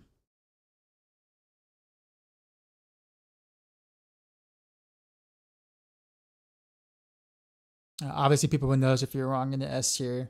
And S tier, our point is, it seems like a massive waste of time unless Maxroll traffic on that page makes it worth it. It does. People, um, honestly, I think I would say probably half of us don't care about tier lists. But people love tier lists. People like tier lists is probably one of our highest clicked pages on our website. So the reality is, I'm surprised we don't do more tier lists. We need like cosmetic tier lists. We need fun build tier lists. Like we got unique tier lists. We got rune tier lists. People just love tier lists. Like that's just what it is. So I'm surprised we're not milking that more for more traffic. But people love some tier lists, man. I'm telling you. Like our metrics show that tier list is like it's like definitely top 5 clicked on articles on our site. Period. I want to see some footage of these bars farming T4. I mean, me too. Actually, I haven't seen any. So I mean, I'm with you, I'm with you, Djibouti. But you know, like I said, those guys are very reputable players. So like, you know, I'm sure they probably feel the same way when it comes to like other classes that they don't play, right? Like obviously, like let's say some of those guys don't play Rogue. You know, if Mippy or I say something or Rudy say something, you know, they're not going to be like, oh, I guess that, you know, because they don't really play the class, right? So I don't know. Said you saw them struggling in pit 80s. Well, pit 80, so farming T4 is like farming 65. So I mean, if you could speed farm if you can pretty much speed farm 65, you can pretty much speed farm T4. Yeah. Because 60 pit 65 is like the entry is what you need to clear to get into T4. So if you can do 65 really quick, or quickly, then you can pretty much speed farm T4. Now you might not be like killing bosses in 10 seconds or whatever, but I mean you can pretty much do 90% of the content or reasonably outside of like the chunkier mobs or whatever. That they will take you longer. But then the visual they gave us on the campfire T4 was like pit 80 after the change. Well, see, that's the thing, Djibouti. Like, that's what they said, but that's not what we experienced in the review copy of the game. So maybe there's something we don't know when it comes to launch, because they said they'll be surprised if we clear higher than like 100. Like, but there were several builds that did do it like pretty easily. So like I feel like there's a disconnect. You see why I'm saying what I'm saying, Djibouti, sometimes about like the launch patch. Like, but parents, what's going on, man? There's always there's always all this hidden shit, Djibouti. There's always all this hidden shit. But yeah, whatever they said we did not experience that in the review copy of the game. So, and that's where they said they did it. So no, and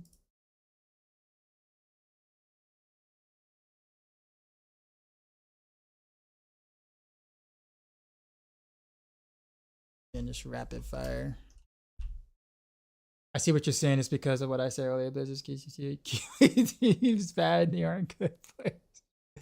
I mean, I guess I'm just being realistic, man. Like, I don't like hyping things I'm not sure about. I'll put it that way. I don't want to like get people's hopes up, but I also don't want to be, you know, kind of say, oh, it's all doom and gloom. It's just more so of we're walking into a realm of the unknown at the moment. And that always Sometimes it's a good thing, sometimes it's a bad thing, right? The thing is that we just don't know.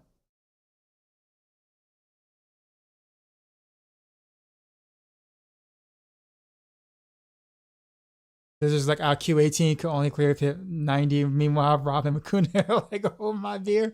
Pretty much. Pretty much. Is new Diablo season going to be like Elden Ring hard? No. Elden Ring is a different genre of game. So that the way that what makes that difficult is different than what makes Diablo, or Elden Ring difficulty is different than Diablo difficulty. Diablo would never be that difficult, would never be that hard. Ace of Spades too, yeah. Ace of Spades, Mippy, all those guys.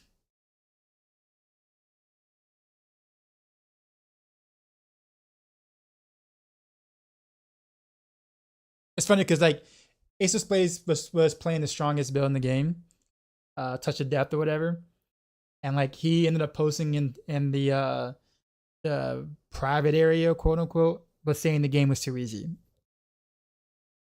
and like all the rest of us were just like, wait, what? Because like we were still trying to get the T4, and dude was already in T4, and like was upwards clearing like 80s and 90s like day 2 of the review copy of the game. Like, don't get me wrong, he blasted the crap out of it the first 2 days, but like he was on a build that obviously has some bonkers scaling, and like he made his prediction based off of that. It's like, oh yeah, game's too easy. He's like, well, I mean, are you saying that because you're playing the most busted build on the review copy of the game, or are you saying that because you generally feel like the game is too easy for the game itself?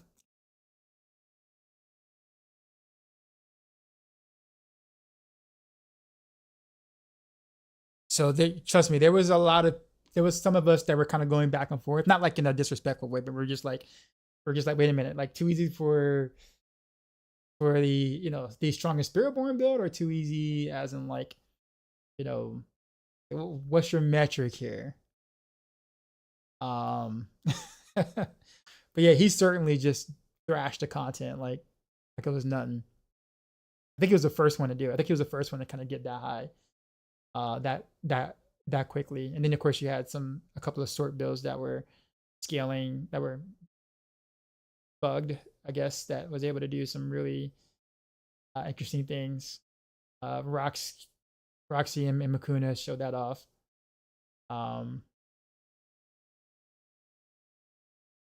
About the standard edition of the expansion, but don't know how to play it.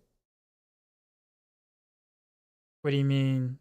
Like the game itself, or just like you can't like actually like start the game?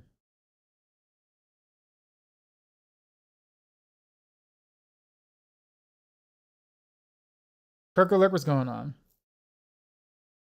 Yeah. Oh, the standard edition of the span. Okay, no. So you didn't buy the standard game. You bought the. Okay, no, you can't play the expansion yet.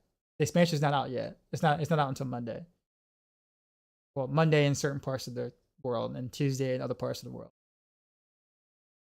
I don't think they should balance the game around players that play in the 1%. It makes it not fun. That was actually kind of the. I think that was actually kind of the main argument people made when Ace of Spades said that. Actually, um,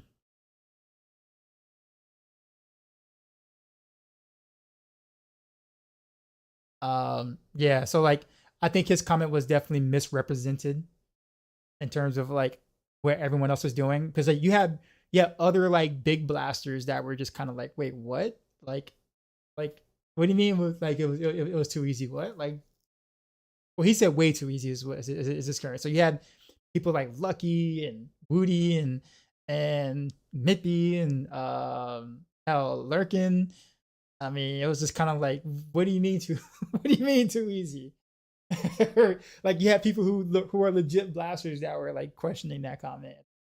So I can imagine what it would be like for like like the I don't say average player, but like the non-blasters but do play on the regular. um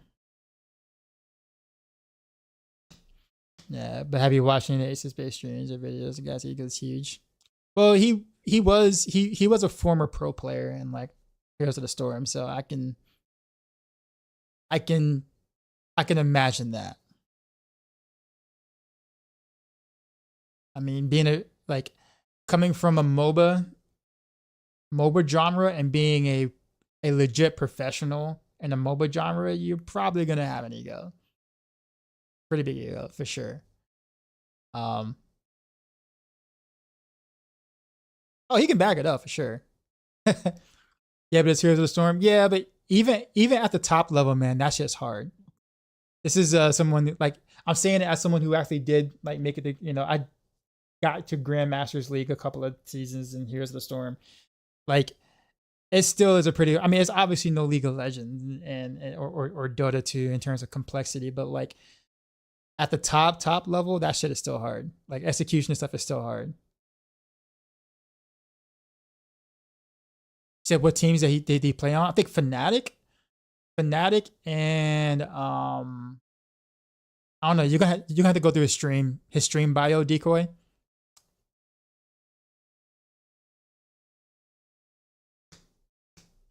How's Barrage gonna be? I mean, Barrage.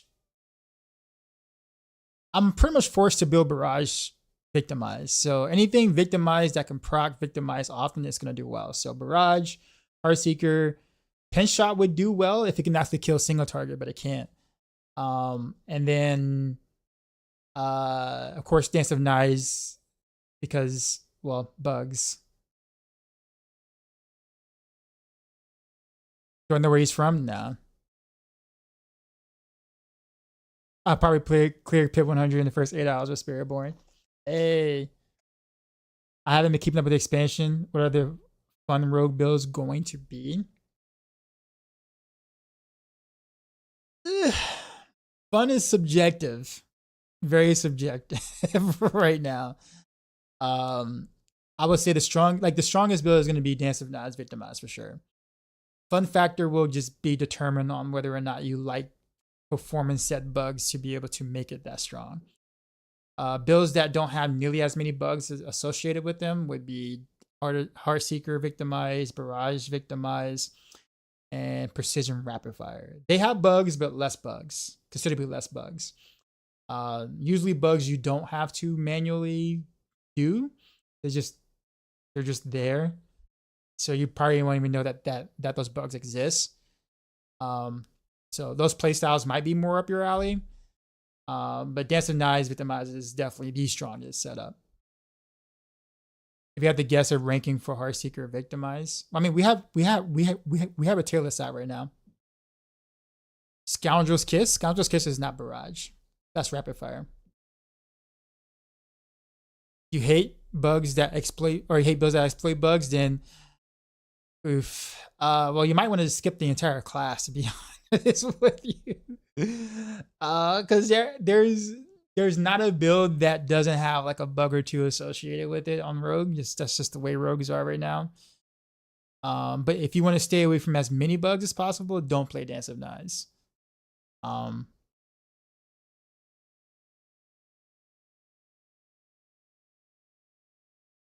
Just saying.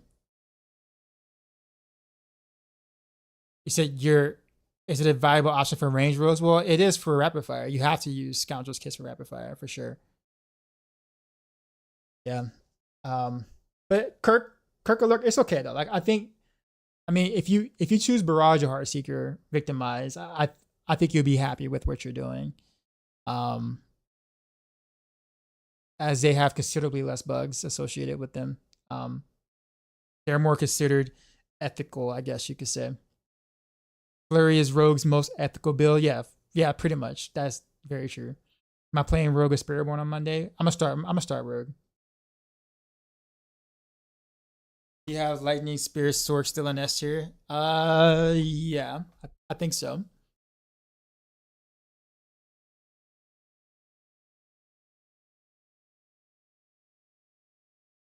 Like the new skills and passives? Well, there's only one new skill on Rogue. I don't like it. It's basically God 6 Demon Hunter from D3. But yeah.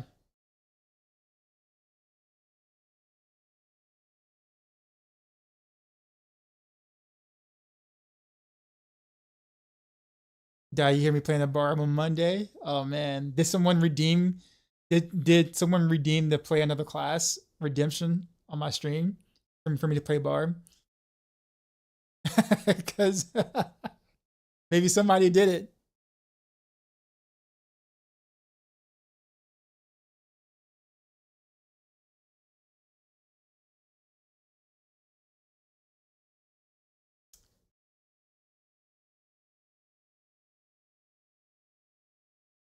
Yeah, Maxroll have it listed at A tier for general play and C tier for boss farming.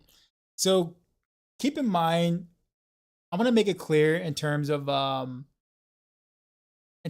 farming is concerned. Our tier list for boss farming has to do is legit T4 bossing with a 4-man group. Can you carry? That is the bossing tier list. So what I mean by that is, so most people aren't gonna be trying to do that. But any strong build will be able to boss pretty well on its own. Like for instance, like Heartseeker is actually very good on T4 bosses solo.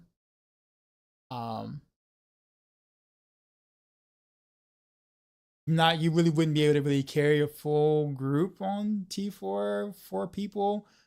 It'll take a bit, like 30 seconds plus roughly, maybe. Just depends on like if you're like Korean geared maxed out or not. What I think to be the strongest road build? Dance unethical victimized dance of knives for sure.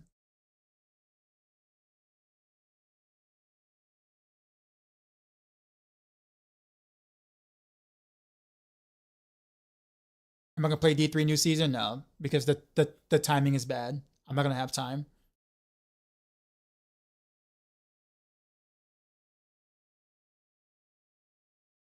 You'll still carry your new friends. Just may take a while and have to do the mechanics.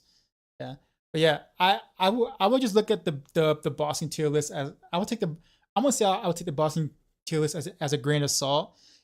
But if you want to be 100% transparent, we only have that tier list because people want tier lists. We honestly didn't even really want to actually like get together and talk about that tier list.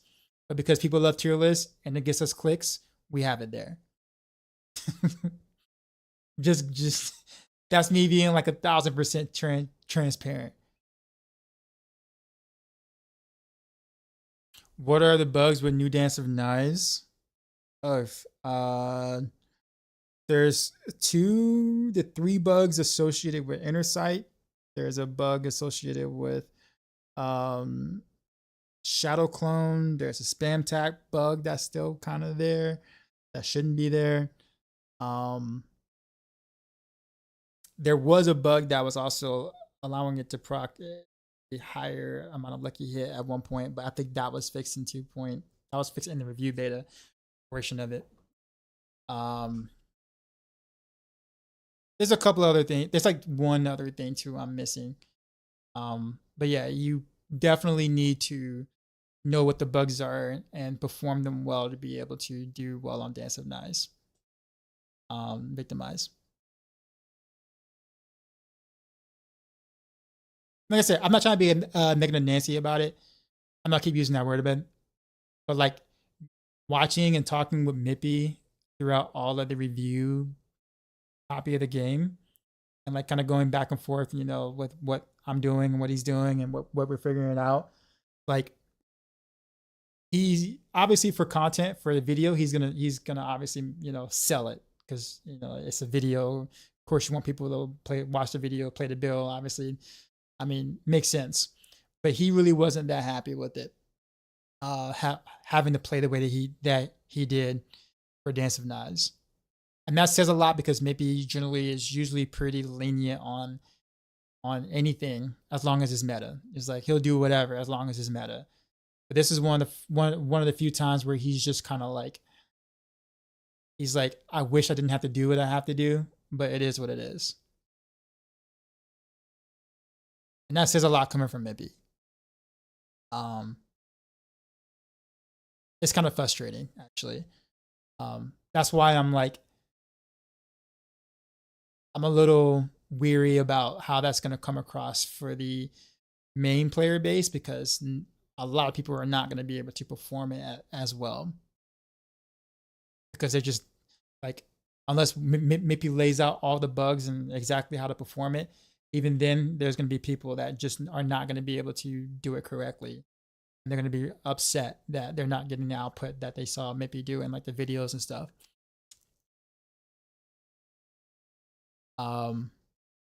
That's my concern. Whatever rank dancing now without victimize is pretty bad. Great for leveling, like by far the best rogue build for leveling.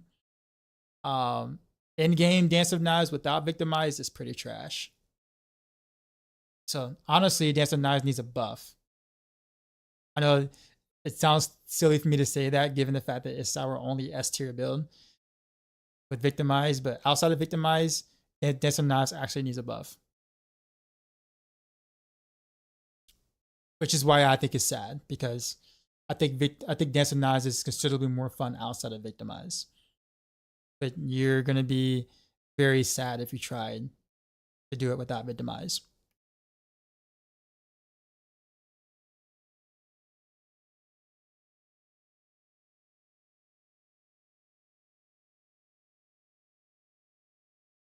What makes victimize Dance of Knives better than victimize Barrage? More bugs. That's it. Literally, that's it. The more bugs, so like I put it this way, when it comes to the rogue class, the more bugs, the better. The more bugs, the better. Like the higher you are on like the tier list. If Barrage can abuse the same bugs that Dance of Knives could, I think Barrage might actually be a little better than Dance of Knives. If it can abuse the exact same bugs. But it can't. Heartseeker actually too. Heartseeker, because it has a higher natural lucky hit chance, if it can also abuse the same bugs as Dance of Knives could, or had its own set of bugs that were comparable to Dance of Knives, then yeah, it'd be up there too. But it doesn't. It makes sense being rogue? Yep, pretty much.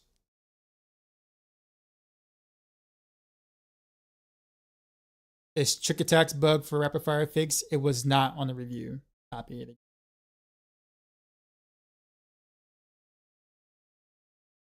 I think Victimized Heartseeker is going to feel different now than previous seasons? Yes. It is going to feel a little different. It is going to feel a little different. I think the new ICD that they added was it kind of feels bad. Did they buff Druid to 18 DPS? Not quite. I think it's like 17.7. I think might have to wait till the next expansion to get to 18. Why isn't Andario Rogue S tier anymore? Because Andario's Terra is bad now, and it has a new ICD, so it doesn't proc nearly as often. And plus, most of its scalers got nerfed with most of the number crunch, so it's just bad. It's bad. Like it's like not even worth doing. I mean, the thing is about is that if you want to play Andario's Rogue, you just play Victimize. It's the same exact thing, just without the poison damage. Literally, it's literally the exact same thing, just without the poison. So like, Andarios has no place anywhere in Rogue.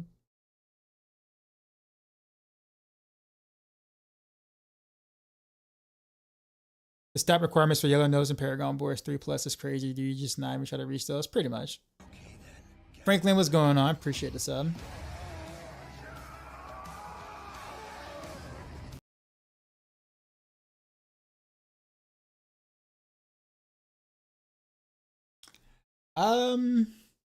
So I was supposed to go ahead and go. I do have to need to take off. And I actually didn't think it was gonna be as I was gonna get as much traffic tonight, because you know expansion is like right around the corner or whatever. So I was expecting to kind of like work, or it'd be kind of quiet and I'm just kind of working behind the scenes. Don't get me wrong, I like this. I like talking. I like answering questions. So didn't get nearly as much done as I thought I was going to. But it was cool though. It was fun. It's a fun stream. It's great seeing you guys all still here, regardless of the fact that there's nothing going on. So I completely appreciate you guys hanging around. So more than you guys know. But I do think it's a good idea for me to raid out. I will not be streaming tomorrow night or Sunday night. That'll be my final push for getting all my bills out and like quadruple checking, making sure everything is what it needs to be. But obviously you will see me streaming on Monday. Launch of the game, so I'll probably start like 2 hours before launch or something. But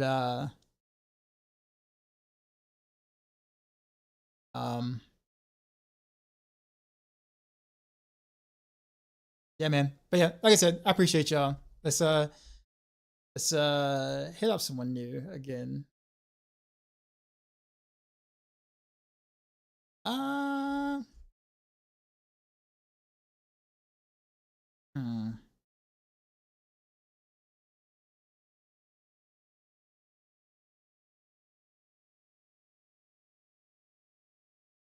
Wow, all these people are like streaming for hours.